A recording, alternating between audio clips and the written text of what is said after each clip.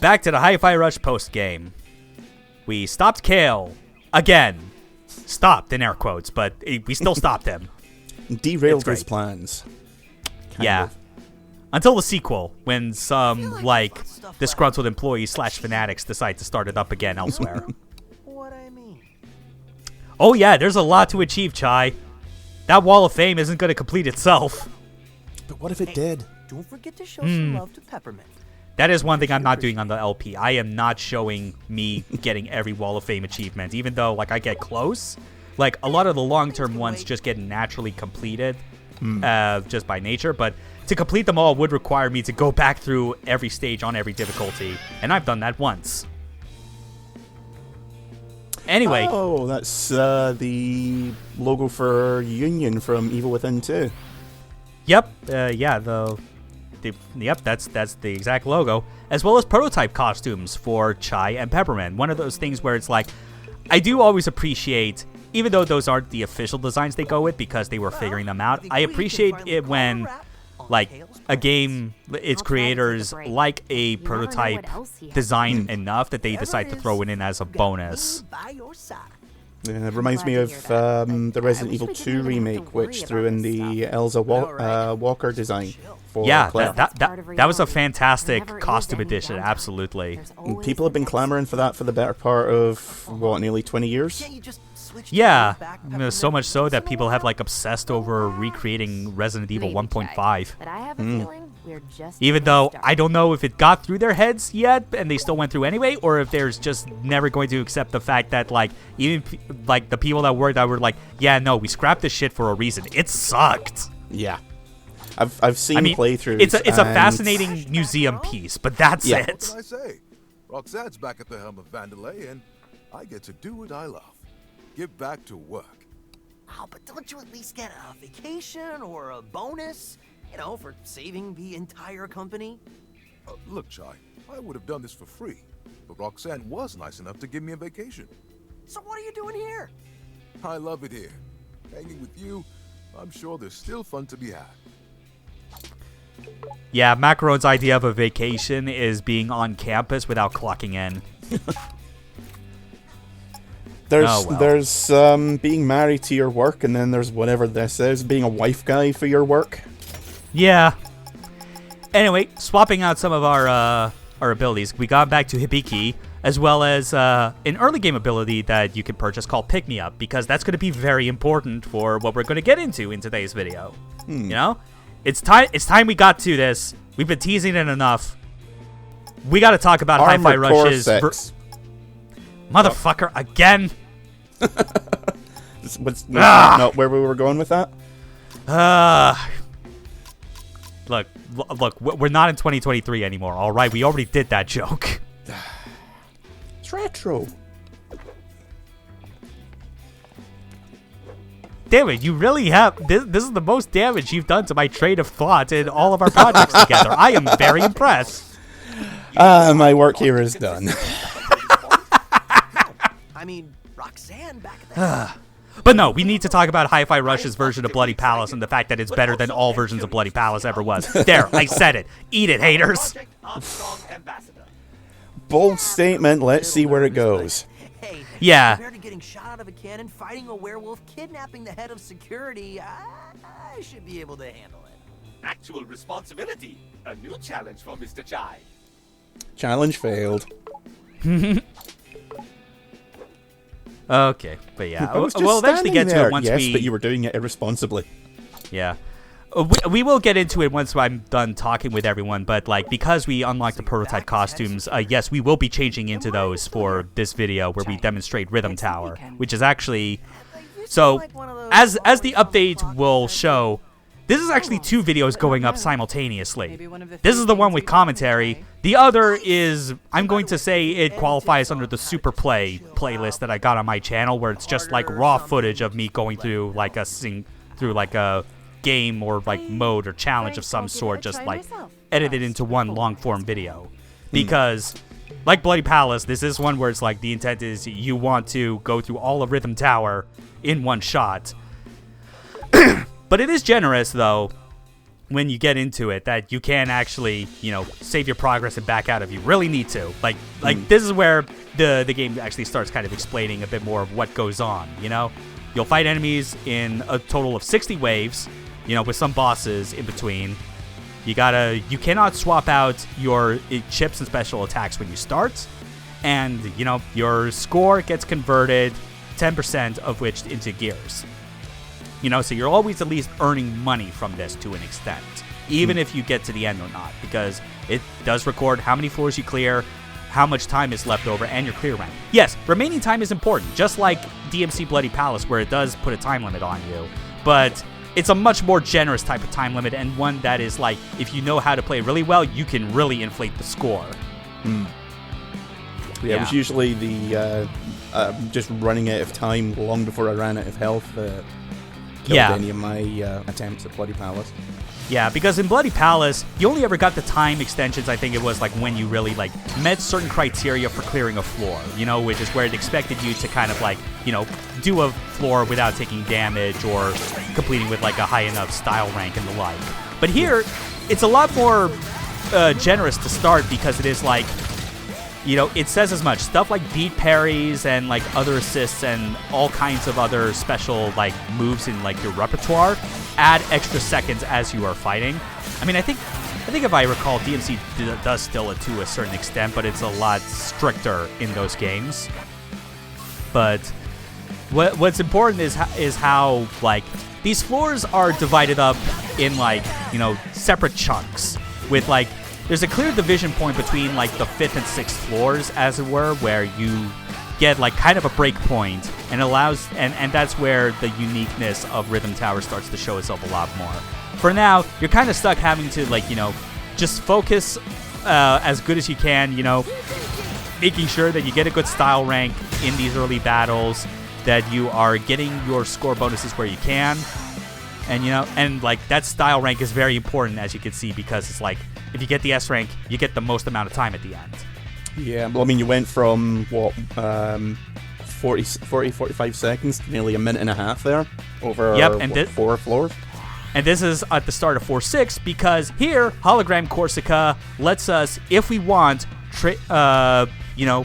either take a gear multiplier bonus by not buying any, like, things to restock ourselves on, like, health or reverb gauge, as you can see here under buy items. But that's important as well because, like, our multiplier, if we were to stop at this moment, would be very low. It's 0.3. But, like, if you know how to do combat, you really don't need to, like, buy anything. It is for the benefit of, like, succeeding in this mode and getting an S rank that you do not buy anything from the store. Just get that multiplier bonus as high, like, all the way to, like, its maximum value by the time you reach 460. Yeah. And what is a good way to guarantee that? Because, it is possible to, you'll still likely take damage, and it's important to keep your health up, especially as damage increases. Well, that's why I equipped the pick-me-up special ability. You'll see it more, especially when you watch, like, the raw, complete playthrough of Rhythm Tower. But pick-me-up is like a special ability where you trigger it for a small cost of about, like, 2 bars, and then you, like, hit the button at the right timing, and you get, like, a huge recovery of health. It's pretty good. I feel like it was going to be something like that, yeah. Anyway, we got a special version of the Saber enemy. It's the asshole who was sunbathing on track 1. We found a secret hiding spot.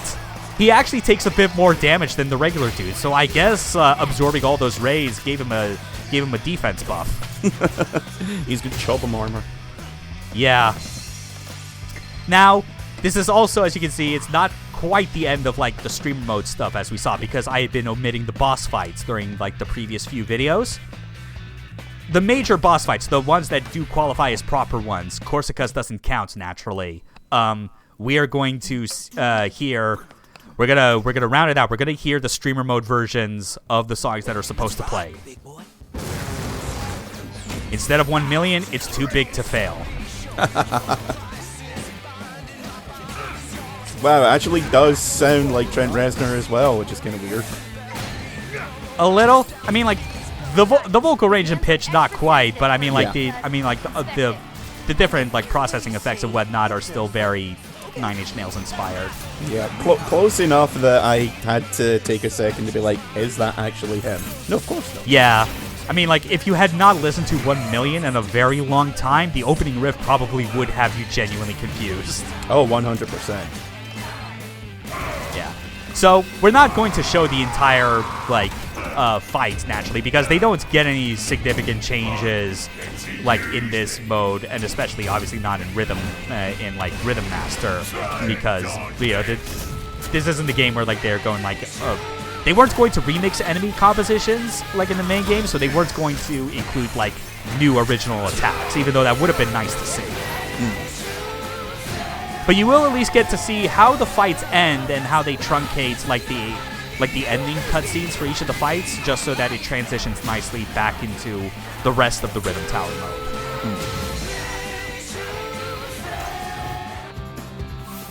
Yeah, like that's basically just kind of bringing up the end results, as it were.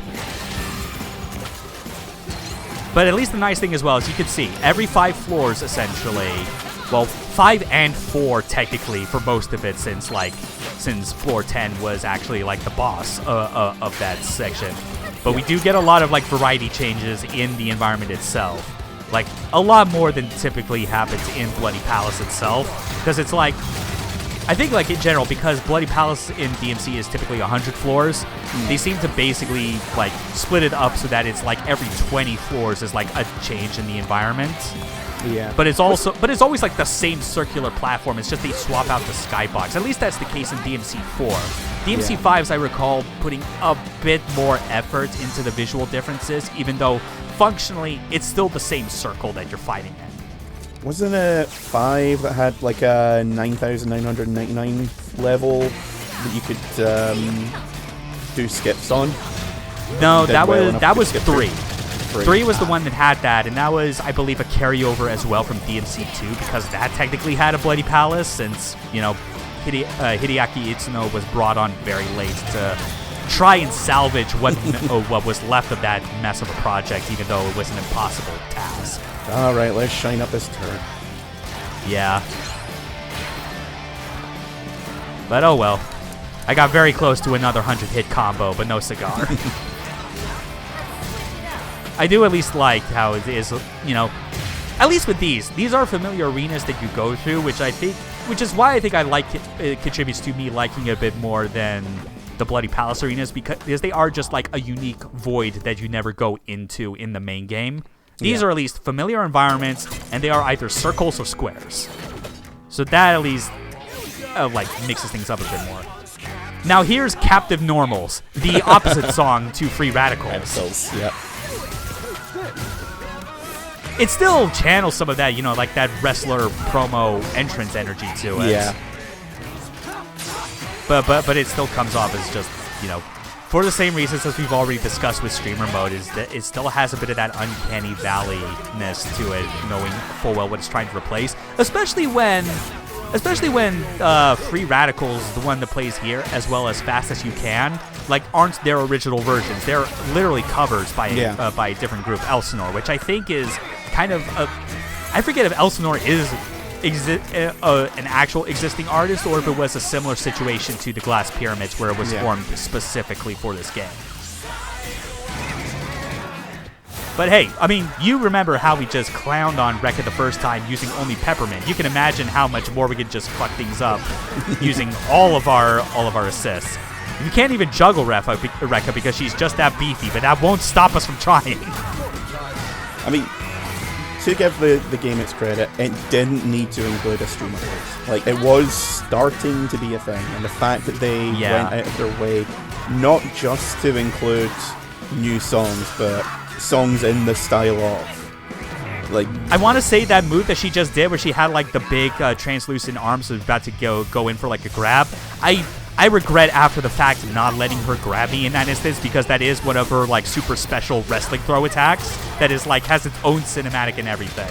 But that's okay. There's another boss later on who ends up getting me with like one of theirs, and I at least leave that in. Also, yeah, apparently Elsinore is a similar thing to Glass Pyramids.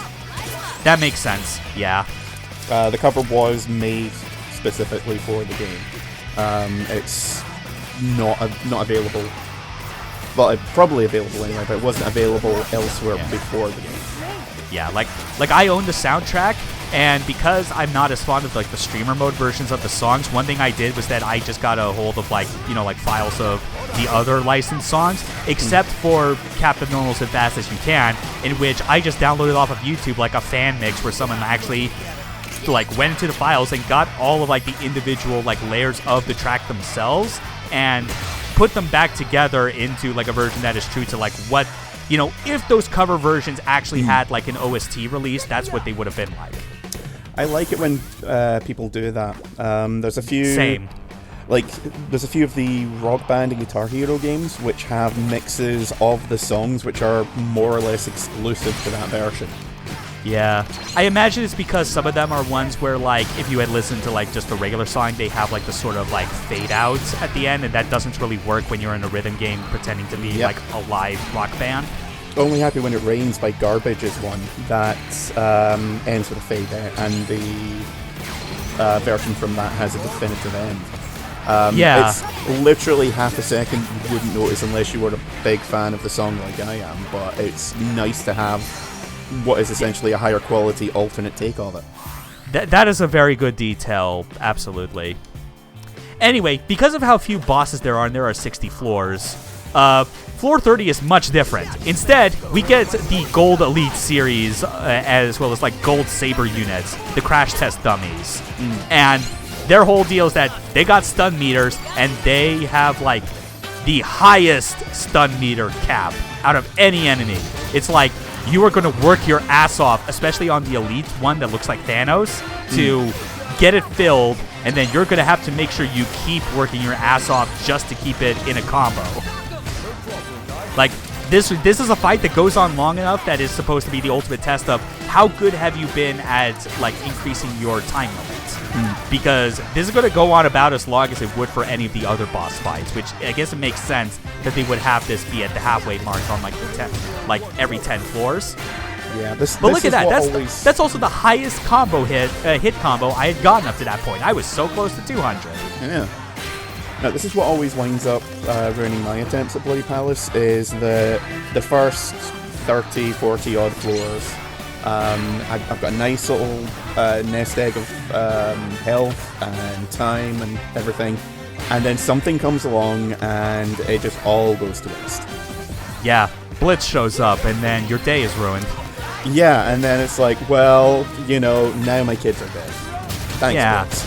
I hate it's like, so much. God damn it, Itsuno, couldn't you just let me fight more Angelos, please? I like fighting them. They're so good. Up at the lance and then killing them. And the ones in 4 are so much better than the ones that show up in 5, even though you expect them to be cool because of the references to Nilo Angelo, but they're just so passive. And then Voltaic Black Knight kicks in, and I'm like, well, I forgive you for that simply because this song fucking rules. Yeah, that boss has a pretty good track. That and forget what he's called, like the second Cerberus fight in 5, which the theme song is based off of the Cerberus theme from 3. It kind of is, but like I always thought it sounded like a pretty shitty remix, all things considered. Kind of is. It's got the same bass line to it, and when I noticed that, I was like, "Oh shit!" I think it just made me realize more than anything how kind of weird it is, especially when that game came out, to have a DMC game where the music wasn't done by Shooty HG. Well, I mean, he'd only really contributed to like 2-3 songs to 4 at that point. Well, I mean, like he was like, it was mainly for like the boss themes, I would say, was like the big one, but also like the the main themes, Devils Never Cry and whatnot, as well as other contributions in other parts of the game industry, such as the only good thing I will acknowledge about 13-2, the Crazy Chocobo theme. Fucking love that song. I will go so to cute bat yet for fierce is he Chocobo. from hell. You know what? I think I can write this Chocobo. Fuck you. Yeah! Dante would write that Chocobo. He'd be like, challenge accepted. Oh, I remember all the fan art and the edits of Dante just looking at a Chocobo, like, bright pink mohawk piercings and a dog collar and being like, you know what? Yeah, I think I could ride that chocobo. Hell yeah. It's like, that is the Smash Mouth of chocobos. Yeah, your point. That just means it's fucking cool. Oh yeah. Also, I forgot to mention this, we were like getting off track by like DMC memories. This is a new version of the Brutal that also appears in like Rhythm Tower specifically. It is the Shin Brutal. It is colored red, because of course Zanzo would color it red, you fucking weeb. Does it go faster though? In my head it does. Fair enough. The speed of it is not really that much different compared to the regular Brutal. It's just red because Zanzo is that kind of nerd. Oh well. But also, the Elite Gold Series is still going to occasionally show itself at various points, even though we're no longer on its, like, you know, boss stage, as it were. That extremely long gauntlet, as you saw. Doesn't stop us from maximizing all of our assists to their fullest, because it really is just like, it is, aside from the rhythm aspect that permeates through the entire design of the game, they really are like the standout part of the game's combat system. Also, I was meaning to point out, Prototype Peppermint has a blatant Fooly Cooly reference in the back of her jacket. Yeah. Like, yes, I know it's the Pillows, but no way in hell they're not referencing Fooly Cooly. Yeah, like those songs by the Pillows are just so ingrained into like Fooly Cooly as a whole. Like, you cannot separate the two. Literally, it is half the show. Yeah, it's the wacky animation hijinks and the music and the underlying story that, you know, is like it's got its own simple emotional core to it. It works. It was very much the anime Gainax needed to do to de-stress after End of Eva. Yeah, I need to get around to rewatching Fooly Cooly at some point, because it has been I do a too, long admittedly. time. Yeah. Because I've got the original manga that was put out by Tokyo Pop back in the, I want to say, mid-2000s. And Dark Horse did a retranslation, which they put out both volumes in one. I think they did that like 5 years ago or so. And I've been meaning to go through and like compare and contrast the retranslation. Because I remember there was a lot that was reworded, but there wasn't much actually changed. So I don't know if it's like a proper retranslation or if it's just we changed the words because we're getting paid to do it. Yeah. And also we know better than we did 2 decades ago. Yeah. Because the Blame... again, Blame was another one that was released by Tokyo Pop back in the day, and they re-released it a few years ago.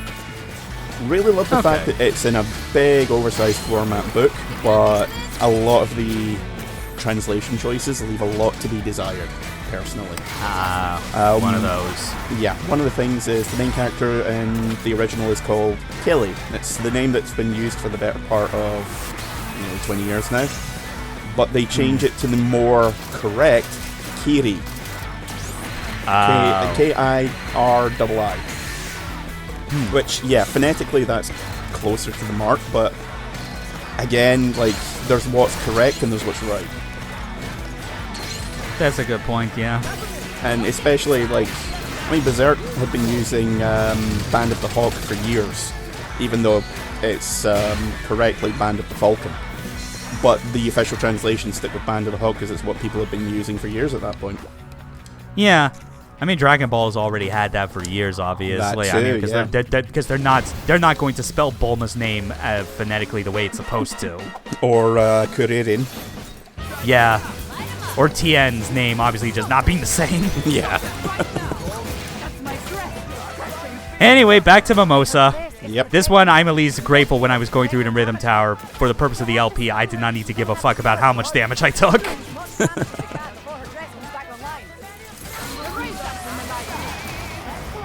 Also, again, Fiona Apple-esque. Yep. Similar, but still not quite. It is what it is. I do think as I was going through the OST, though, as much as I wasn't really gelling with a lot of the prior streamer mode songs, when I got to this one, I was like, I could kind of see myself liking it a bit more, but then that obviously became, like, pushed to the wayside when, okay, hold on, I listen to Intruder now. Yeah. I don't need this. Stand aside.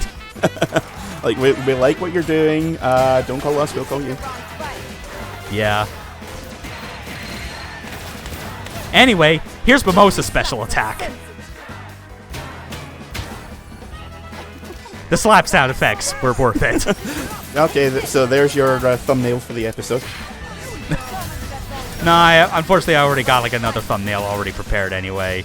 Right. I figured I needed to have it be something that is like, fits with the, like, mostly just to show that, yes, this was my result at the end of Rhythm Tower. That's basically the reason. But yeah, by this point, when you get to like past the halfway mark of Rhythm Tower, you need to just accept that you're going to be making a lot more use out of pick-me-up. Because it is very handy to use, and that's on top of the fact that I have all 3 like health reserve tanks finished. But also because of the way I'm doing this, you're even seeing more attacks that like weren't really like I wasn't really giving Mimosa the chance to show off. So with the health tanks, seeing as how we haven't actually like even brought them up till now, is that like a full heal, or is it just you get an extra 3 or 4 health bars? It's like a set amount. It doesn't give you like a full heal. I think like the most is supposed to be like a third of like the maximum health bar. So it's a percentage heal. I think that's the case. Yeah, it's either percentage or it's supposed to be like a full heal if you were using this very early on in the game. But it's enough that because of my chip setup for making sure that I get as many, like, not just batteries, but also health, because that's the other thing you see dropping when I get those parries, because health is way more valuable for the purposes of this mode than the main game.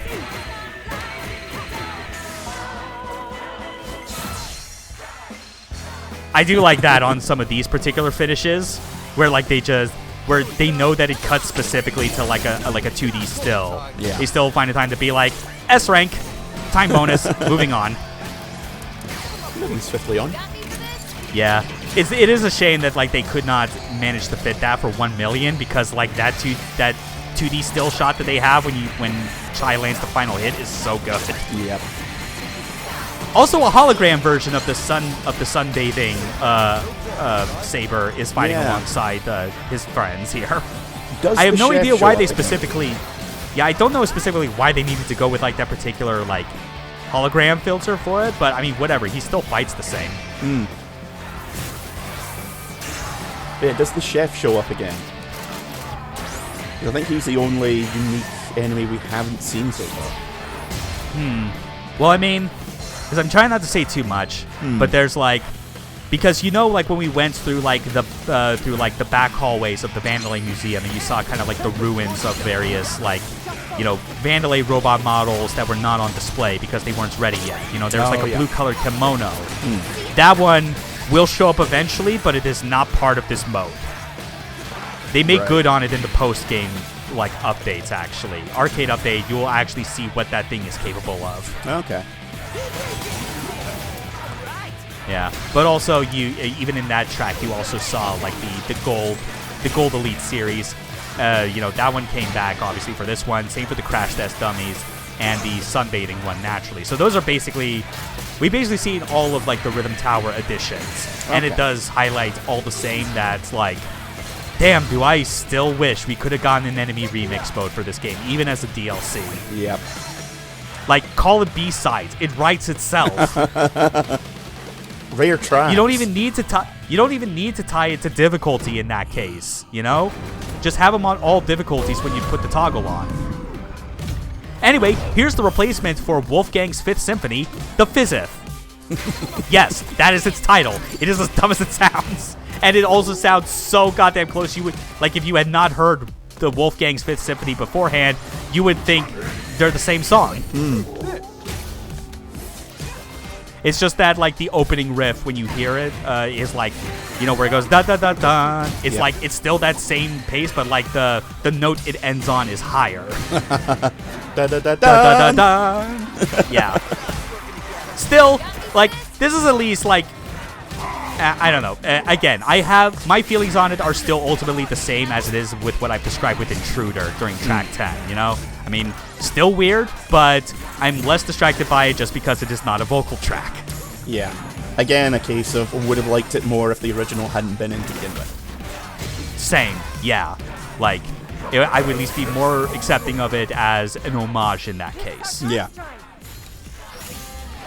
Still, it still sounds like a track either way that I would totally jam to on DDR. Oh, yeah. Still got to finish the fight the same way as always. Yeah. Blowing away the big bad wolf. Still reminds me of the ultimate final for realsies boss in Drakengard. Yeah. There is an interesting thing, though, about that. You know that white line that shows, like, the minimum threshold you need to pass? If you do that fight on rhythm mode, you have to be perfect on all notes. You cannot miss. Oh, boy. That white line actually changes depending on difficulty. And with where we're at in Rhythm Tower, we've scaled up to very hard mode at this point. Yeah. Like, we're on the fastest tempo possible because this is the Vart's remix of Heatwave. So yeah, by this point, the gloves are off. They're making sure that you're fighting for your life. It's pretty good. Like I do like these final set of floors that you go through before you get to the final boss, which is, of course, it's Kale. Nah, who else could it be, really? Yeah, I mean, it is only the best boss of the game. Interesting to see what the Unfitting Medicine remix is going to be.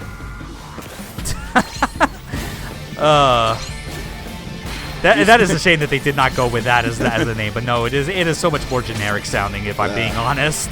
That's disappointing. Yeah, after those two streamer mode songs for track 10 being like the most accepting I've been of it, it was like the replacement for Whirring, which is called Surfacing, and then the replacement for the Perfect Drug, where it's like, yeah, okay, no, these songs lost me again. Yeah, no worthless painkiller version here, thank you. Oh yeah, that'd be even better. I've got. Or just calling it Painkiller. Just keep it simple. Yeah. But yeah, like these floors right up to the very end are very sadistic. I mean, 2 Firebirds, like, come on. Yeah. I know they have a real name, but I'm admittedly forgetting what it is, just because I don't want to guess what it is and fuck it up, because I think I know because I already know what the regular bird enemy is. It's the Vu Tori. Yeah. Tori, obviously, being the Japanese word for bird, that's where the joke is. But I forget where the variation in the name, where it goes with like these fire variants. But yeah, it's kind of a mess. It's unsurprising how much I end up relying on Pick Me Up to get through. That I was especially surprised that on this run, as I was recording it, another testament to how better I got at this game overall, that I had not had to use one of my health reserve tanks at all. Like, my first couple runs that I was actually able to complete of Rhythm Tower usually resulted in me having those 3 reserve tanks all being empty. Yeah, pretty impressive, I have to say. Yeah, like I would say for most people starting out, like, if you're comfortable with like the first 40 plus floors, by the time you get to Rogueford, that is where, if you've been saving your health reserve tanks, that is where he fucks you up. Yeah. Yeah, and it starts us here. We don't get to do the 808 sequence, but that makes sense, because like Corsica's fight, that's technically a gimmick. Yeah. Don't call it a comeback. You know what? Yeah, again, it's close to Trent's normal singing voice, but not quite. Yeah, and that's really more just because of like the vocal effects being layered on top that is making it sound the way that it is. Yeah, I imagine that's carrying a good amount of the weight. I mean, considering how like extremely layered the Trent song music already is, like that's kind of a prerequisite if you're wanting to do any sort of Nine Inch Nails tribute. And like, I think this would at least work as a tribute enough if I didn't have to be so distracted by the fact that like it's still trying to do the vocals and be like, and just reminding me that like you don't have Reznor's voice. It is a one-of-a-kind thing. Even if you know that you aren't trying to replicate it, you're still doing a song that sounds like his work. Yeah, like I've listened to a fair few tribute albums. There's a couple of really good Nine Inch Nails tribute albums, and they usually try and do something different. Like, you kind of have to. They basically there's always one or two songs that are just like too close to really be good. Like that whole thing of like, if the cover's so slavish to the original, why don't you just go listen to the original? Yeah. But most of them are like, okay, we're not going to be as good as the original, so let's do something fun or something interesting. Like I still find it impressive at the end of the day, like in their slavishness to try to make the most perfect drug-like song ever, that even though it does not play in the boss, the Glass Pyramid still bothered to make the slow outro that you can listen to on the jukebox in-game. Oh yeah, you mentioned that. Yeah, it's still a weird thing that they went out of the way to do. But at least it's like, even during moments like these, when it's just like the guitar is playing in the background, it's like, on its own, I could see how like it would be like a pretty good like boss theme, as it were. Yeah. But at least now, this is the last we'll ever have to listen to anything from streamer mode. And that's the thumbnail. There you go. Note that, especially with remaining time, that doesn't mean, like, oh, that was how long it took. No, again, when you see the complete, like, uncut video, this is an hour and 20-minute ordeal, which is still shorter than, any Bloody Palace mode in DMC, but that's a contribution to why I like it. Yeah, I probably would not like it as much as, say, Eternal Legend and Ninja Gaiden Plague, where it's even more concise.